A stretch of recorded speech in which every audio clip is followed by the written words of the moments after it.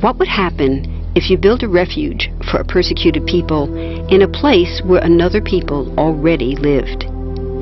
In the next few minutes, you'll learn why this moral quandary is at the root of the struggle between Israelis and Palestinians, and what you can do to help achieve a just peace for everyone in the region. First, there are a couple of things it's helpful to understand. One, many Jews fled harsh persecution in anti-Semitic Europe, especially the Nazi Holocaust. Zionists encouraged massive immigration to historic Palestine, at that time a British colony, where Jews had an age-old connection and where small Jewish communities had long existed among larger groups of indigenous peoples. But when the UN offered the Jewish immigrants the majority of the land for a new state called Israel, for the indigenous Palestinians who lived there, it was a massive destruction of life. They rejected the UN's partition plan, and several Arab states invaded the new state of Israel. Israeli forces essentially erased over 400 Palestinian villages and towns. By the end of the fighting, Israel controlled 78% of historic Palestine. And when 750,000 Palestinians who fled or were expelled during fighting tried to return to their homes where the new state now stood, they were permanently barred by the Israeli government, while over 100,000 of their relatives and neighbors who hadn't left became second-class citizens of the new state, along with the new Jewish majority.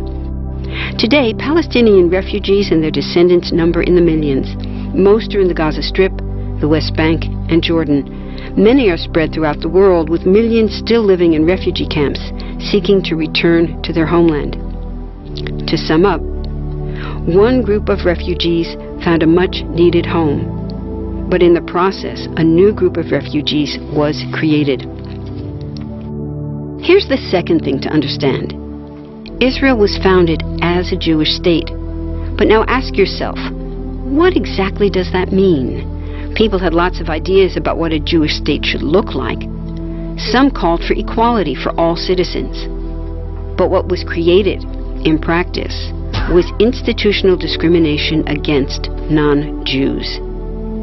In other words, Israel ended up being built on a blueprint of exclusion.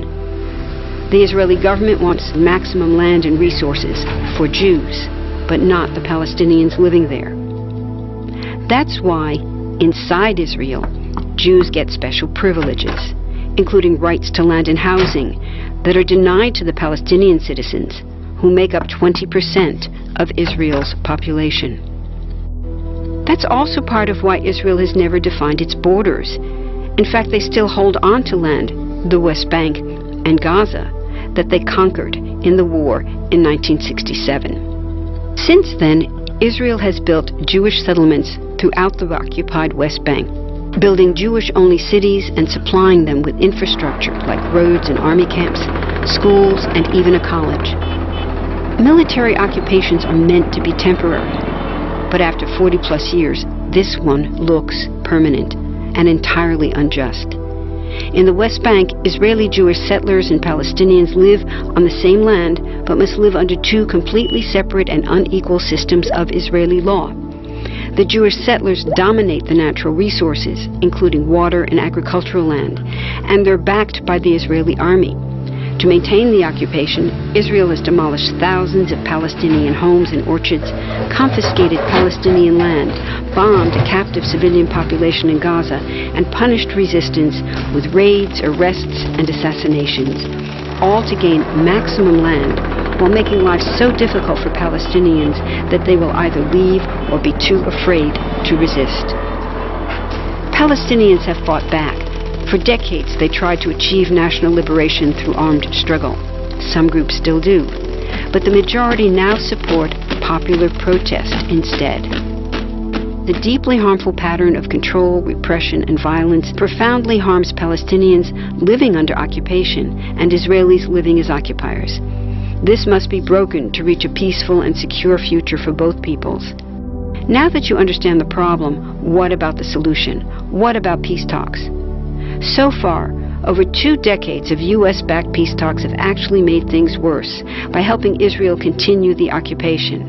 It's been years of talking while Israel massively expanded the Jewish settlements and literally redrew the map. Peace talks are good if they're real, but not when they're theater to cover a land grab. So now what? The current world superpower, the United States, has been a terrible friend, enabling Israel's destructive and self-destructive expansion onto Palestinian land by funding the Israeli military, the biggest recipient of U.S. foreign aid in the world. But there's another superpower that can make the difference: you. There's a movement with hundreds of thousands of people just like you across the world, including Palestinians and Israelis, protesting, educating, divesting, and boycotting, all to bring nonviolent international pressure on Israel to stop violating human rights of Palestinians. Throughout history, where governments have failed to push for justice, people just like you, like us, have taken the lead and won. Now it's the Palestinians' turn for freedom and justice. We can pressure Israel to end the occupation and the discrimination. We want all people, Jews and Palestinians, to have equality, human rights, and democracy. We can change history. Join us.